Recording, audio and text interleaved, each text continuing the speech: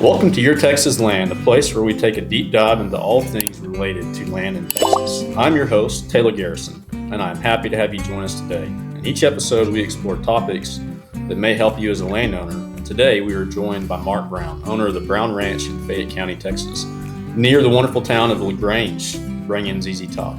We are going to dive into Mark's background, how he became a landowner, and focus on what tools, passions, and experiences occurred to help him and his family create an award-winning ranch dedicated to wildlife conservation.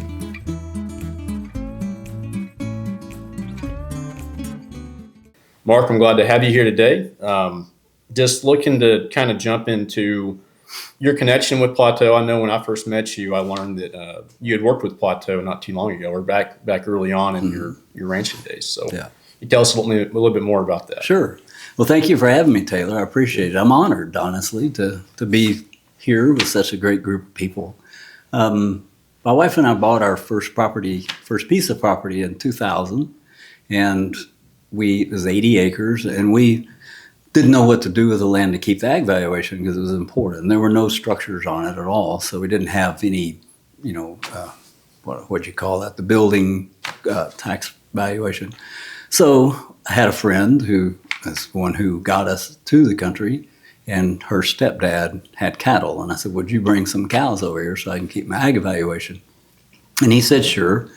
And he did that. And I said, well, it's 80 acres. And I called the appraisal district and said, how many cows? No, I called the ag agents. How many cows do I need in order to keep my ag valuation? He said, probably 1 per 10 acres, so 8 cows. And I said, okay. So I told the man that. I said, 8 cows, you can bring a bull. And in 5 years, 8 was 20, because I didn't know he wasn't going to sell his calves. So then I got a postcard from Plateau one day in the mail in Houston at my house, and it said, hey, you ever heard about a wildlife evaluation? Come to our talk. They were doing it over at the Houston Arboretum. And I went there and listened to that, and I said, this is for me. It was fantastic. I said, I can get rid of the cows. I can manage it for wildlife, which is something I was interested in anyway. And I had no idea it existed. And it had existed for some time because we got this valuation in 2006.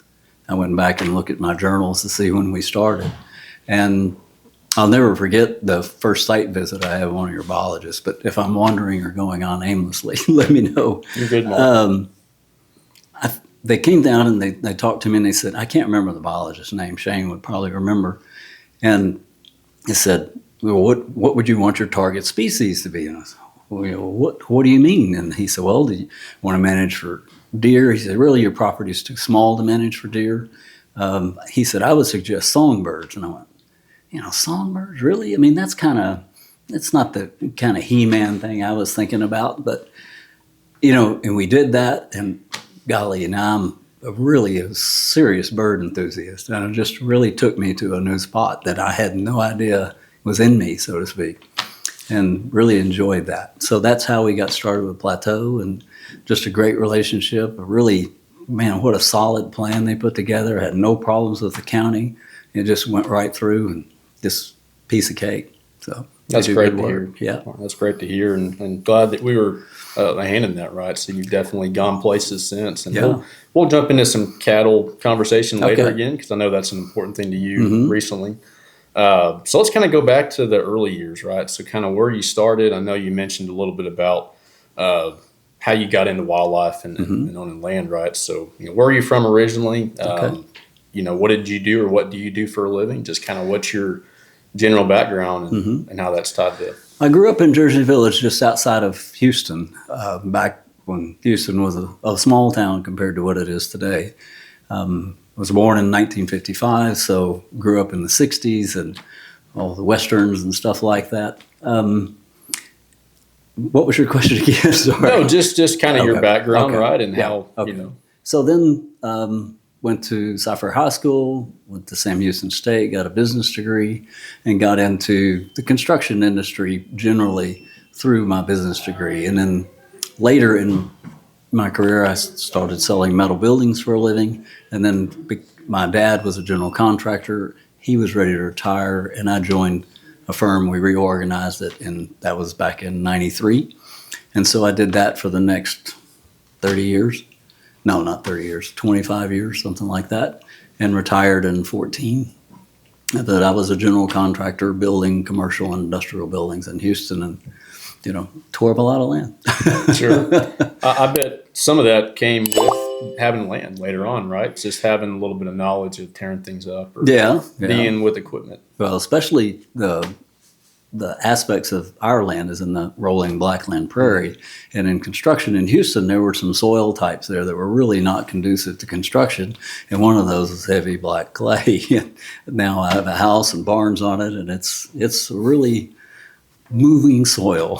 Sure. I would call it forgiving and unforgiving at the same time. So, Mark, since you brought that up, let's talk about the Fayette Prairie, right? So specifically of the Blackland Prairie, what part of the Blackland are you in, and what's the significance of that region?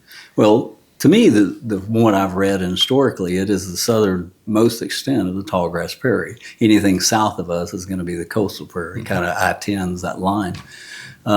It's one of the most endangered ecosystems in North America, and I would say for the world. If I always hear people talking about the Amazon rainforest, and that's 80% of it still exists, but there's only 1% of this tallgrass prairie that's left, and it's farming, development, all around Dallas and Houston is all encroached on that space.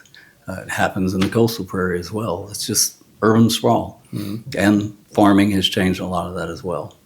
But that's what I have learned about the Fayette Prairie, and it's kind of centered between the coastal prairie and the post oak savanna region. So it's a diverse ecosystem. Even in our Fayette Prairie chapter of Impact, we'll get into. You can see a lot of those counties. Bastrop County is considered in the Fayette Prairie, but you think of Lost Pines when you think of Bastrop. Right. Sure, melting pot of regions. It's funny how so much of Texas is that blend, even a county or two over or within one county. So, right.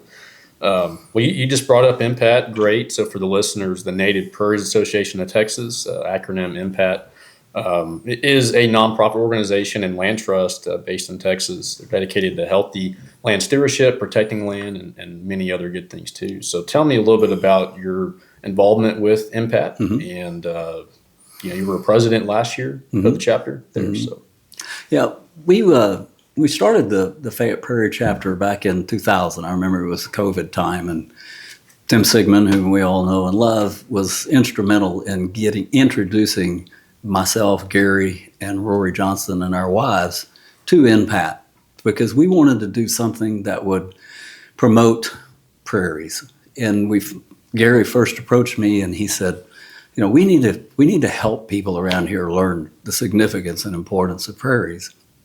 And he mentioned working with our local WMA, and I had experience with them, and I just didn't feel like that was the right personality fit.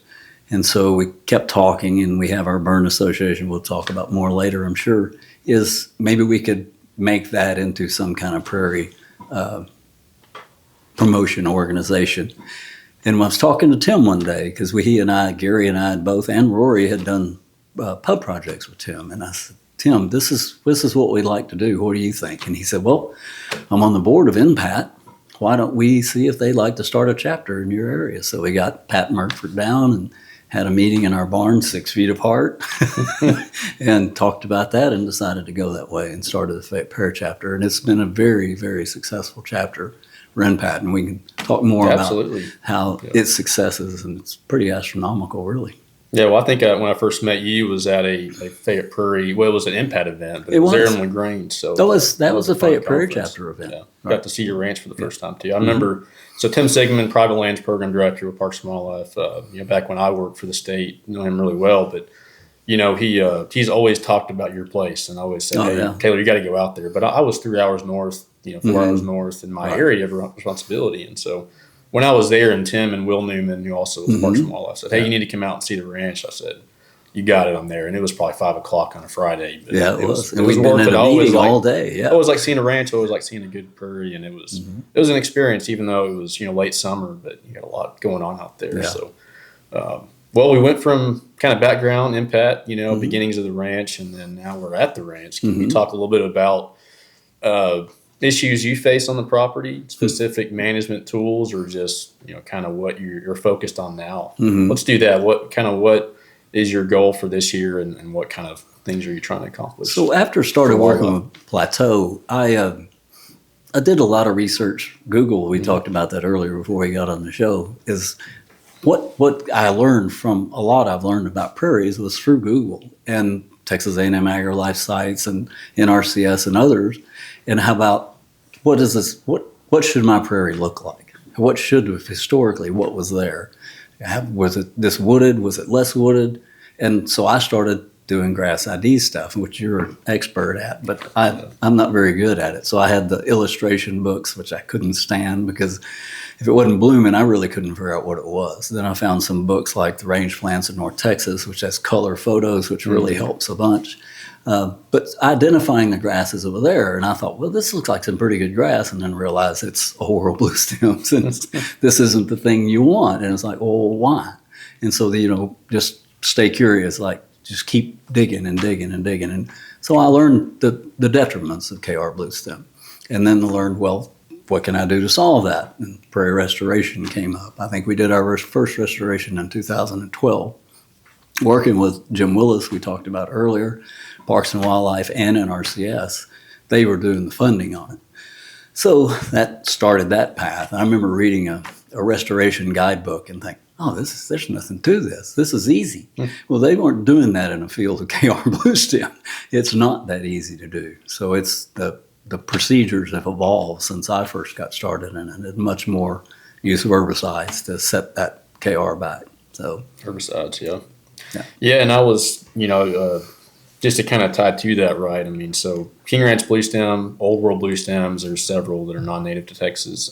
You have not beat all, but the Caucasian blue stem or Angleton. Angleton, I guess, is the right term. But right. So tell us about that one. I think you're at the northern end of that extent, but they're different than you have Gordo, Angleton, Gordo, or I can't remember. There's another name for it, but it likes Blackland soil. It likes the wetter areas. It is a very aggressive old world blue stem. It's very productive from an agricultural standpoint. It makes good hay.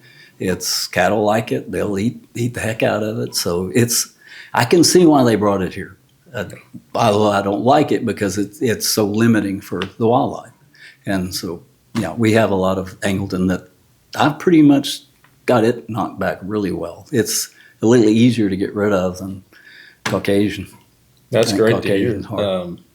We've talked about tools, right? Some of the past episodes, we talk about the 5 tools of wildlife management and how Leopold, the father of wildlife management. And it's probably been said so many times over and over, but that is what a lot of us professionals in wildlife or just landowners, I think, should probably jump back to is what those 5 tools are: the axe, cow, plow, fire, and gun, right? So maybe not just for KR, but like have you used all the tools on your place, and how do you view that on your property? It's our symposium that you came to was based around the 5 tools, and as we were preparing that symposium and putting the structure of it together, I looked at some of those tools as not really applicable to prairie restoration, and the plow I think is one of those, because one of my early restoration projects, I had a guy disc that field. And oh my goodness, what a great stand of Gordo I had after that. So I learned that disturbing the soil brings up that seed bank that's there. And it's just not a good way to go to disking. So most of the disking I do now would be for fire breaks, and that's about it. I don't plow anything. I don't turn the soil over. From what I've read, that's not good for the soil health. So not a big proponent of the plow. The fire, use that a lot. That's my favorite tool. Brush management, clearing, cutting down, because we're surrounded by mesquite forest and cedar and stuff. So there's constant removal of those species that aren't conducive to a grassland environment. So those are the challenges. That's the one tool. Let's see, the cow. So the cow is a late tool for me. I didn't start using cattle until 2017.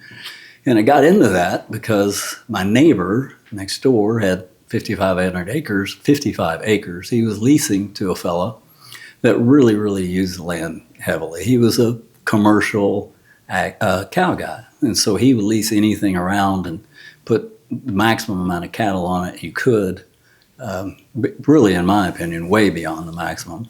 And so I asked this man, I said, would you lease me your property? And he said, well, you don't have any cows. And I said, well, I'll go get some because I want to manage it differently. And so I lease it now. And I only keep cattle on it for 6 months maximum, and I'm generally rotating them through there. So one thing I noticed with cattle is how they affect the structure of the grass community and how important that structure is to wildlife, especially grassland birds like meadowlarks, quail, and grasshopper sparrows and things. So those are really that. When I saw that, I was like, wow, it was an epiphany because I'd realized that I needed those guys, and I needed Will Newman to tell me that when we were standing in a field that was just thick mat of grass, and he said, you need some herbivory on here. And he was right. I like the term he used. Yeah, well, that's Will. Yeah, exactly right. So, now that's a good point, and maybe the missing tool, maybe, but it might be a tool that you don't use all the time, but each one has its application. But there's been several ranches and landowners I've worked with that they might not ever graze or they might not ever burn, but if the ones that usually do both, you can see a difference sometimes, not always, but it's really neat to see the unique use of all those tools. Those two things are what built that prairie that we all enjoy. If it was rest, grazing, and cattle, fire were the things that built that soil, built that land. So let's dive into fire and maybe kind of start with the first burn on your ranch, if you can. How long ago that was, and why, and were you scared to death or ready to go? Interesting story. So Greg Pleasant was our district biologist at the time. He had Lee in Fayette County. He's now the regional fire coordinator for Texas Parks and Wildlife. And he put on a little workshop at his house, and he's 20, 30, 40 acres he has there. We had a classroom in the morning in his barn and had lunch, and they said, okay, we're going to go burn a piece of my property, and he had a neighbor's property down the road we were going to go burn. And we did. We burned that, and it was exciting stuff and well managed and never felt threatened at all. And got home and told my wife, I said, we need to burn this piece back here. And it's like 12 acres. And she said, okay. So I made fire breaks and made lots of mistakes. So the first thing I did is I went and bought an inexpensive disc, which is very lightweight, and you don't bust up Blackland soil with a lightweight disc. And I didn't mow it first. And if you do that, now you've got this dirt and this grass all mixed in there together. So I worked on those breaks for a long time to get them clean enough. Then decided, well, we get my brother, his wife, my nephew and his wife, and my wife, and the 6 of us were going to burn this 13 acres. Now today when I do a burn, I'd probably never burn anything with 6 people. But we burned it. I had 1 drip torch, 4 flappers, and a truck with a 100-gallon water tank in it. And when we got through, I never felt so blessed in my life is that this didn't go anywhere. I was scared that I didn't know what to do. So in further meetings and seminars I went to, I met the South Central Texas Prescribed Burn Association founder, Dave Redden. And he said, we have this burn association. We've got equipment. We'll come help you. And I thought, this is perfect. They showed up at the second burn I ever did, and they had water trucks, and they had all kinds of Parks and Wildlife was out there. I felt so good knowing that I had all those resources there. And since then, it's always very comforting to have lots of help, lots of water on a burn. But so we burn, probably at least something once a year on average. In other spots, I haven't burned at all, which I need to get to because it is a good brush control tool as well. Absolutely. Yeah. Well, and it's interesting you did your first burn without Parks and Wildlife for another entity. And that's not always the case, but especially in certain parts of Texas where that fire culture maybe isn't there. But that's really exciting to see. So. Yeah, it's a great tool. It's a really impactful tool. We were talking at lunch about you were saying turkeys, how they like to come back to that freshly burned area. Not one thing I see the day after the burn, that field would be full of mourning doves. I guess you get access to seeds they couldn't get to before. So the wildlife really like those burned areas, and you think, well, that's just ruined, but no, it's not. Yeah, no, you really can see a difference. Yeah. And it could be many different wildlife species that utilize it. So let's tie it into managing, non-native grasses on your place and stuff. So you mentioned brush control, the other good benefits, but what have you used specifically to be successful in getting rid of the blue stems, So the non-native. Back to fire, I think I showed y'all that one spot we had burned in September, kind of a warm season burn. I think the high temp that day was 90, and I think our heat index was over 100, which makes the fire a little more exciting at times. We had good humidity, so it wasn't as threatening, and it wasn't a huge fuel load. So my goal there was to see if this is going to set KR back, because I've heard many people talk about the possibility that I think the Lady Bird Wildflower Center mentions that. I think they even do that to some effect. I don't know what success they've had. And so after we burned it, before we burned it, Tim did a transact on it and did a count on plants and that hoop thing. What do y'all call that tool? Yeah, meter square. That's it, meter square. So we did a transact through that, and we counted everything that was in there. And we went back last year. We burned it in September 24, went back in September 25, counted it all again. Did see a noticeable decrease in Aurora blue stem. Now, we've been in pretty droughty conditions the last 2 years, so I don't know if that has any bearing on it. But it does. I can tell you it did kill trees it wouldn't normally kill on a cool season burn. Instead of just top killing like a cool season burn. It killed coma or chittamwood. I don't think that's the right word for that. Yeah, there's a million names for that one. Yeah, Amelia, Gumble, yeah. So it's a good wildlife plant. I get it, but too much in a prairie is not good. Yeah, so and that's a good point to where fire is definitely something to be careful with and make sure you mentioned some numbers of people and resources. That's definitely something good to have. And then there are folks that can help with that. Parks and Wildlife, Quail Forever, Pheasants Forever has a team. There are still some burn contractors out there, but I've seen that too with some examples, right? So my time with Parks and Wildlife up in North Texas, it was mainly just King Ranch blue stem, the traditional big areas, big pastures covered up in it, and some landowners I worked with started using summer fire like that, right? So maybe it was a June burn. I think the first time I saw that King Ranch blue stem field was June 2020. Like you said, we were all 10 feet apart with drip torches or whatever we were doing. But that particular example, I remember it was solid King Ranch blue stem, 20, 30 acre area, and some light grazing maybe a year later. It took 3 years to even see a flower head, they'd come back. And we did a few other pastures on that one property that were bigger, that were even more encroached with that plant. And same kind of thing, but grazing seems to help, a little bit of follow-up grazing. Yeah, so, because you and I have talked about this before, where cattle seem to prefer KR, and I think I mentioned that with Gordo. They like that plant, and little blue stem is probably not their first choice. If there's a KR plant and a little blue stem plant, they're going to hit that little blue stem. And with the fire and with grazing, follow-up grazing, and I've grazed this one pasture we burned about a year later. And the cattle did seem to stay in that pasture, even though it had been a year since it's been burned. I was impressed or surprised at that, actually. I just didn't think there was that much forage there. But even in the fall, they were there grazing it a year later. Sure, absolutely. Well, let's dive into some awards that you guys, you and your wife have won on the ranch. So if we can, okay. I know I watched the Leopold Award video, and so maybe just kind of take us back to, well, for starters, the Lone Star Land Steward Awards. Leopold Award is one of the highest honors in the state. Can award a landowner, right, for good conservation and stewardship, and I think you're definitely well deserved of that. Thank you. Bring us back to when that happened, and were you surprised? Were you excited? Showed up to Austin to receive it, and didn't know what was going on. Very surprised. I don't know. Do you know Jonathan Hayes, who was a biologist for Parks and Wildlife? A little bit. He kind of, I think he kind of did what Tim is doing now. And we had burned a piece of property in 6 acres, and he was out visiting because he's really a motivated guy like you and Tim and others. He came out and he said, "Why don't you replant this?" Because he had some Wild Turkey Federation money, I think it was. And I said, "Okay. But don't tell my wife. She thinks I'm crazy already." So we had burned it in December, so on her birthday, and I sprayed it with herbicide after the bluebonnets because she didn't want me killing the bluebonnets, and I get it. And then I sprayed it again in September and planted in September.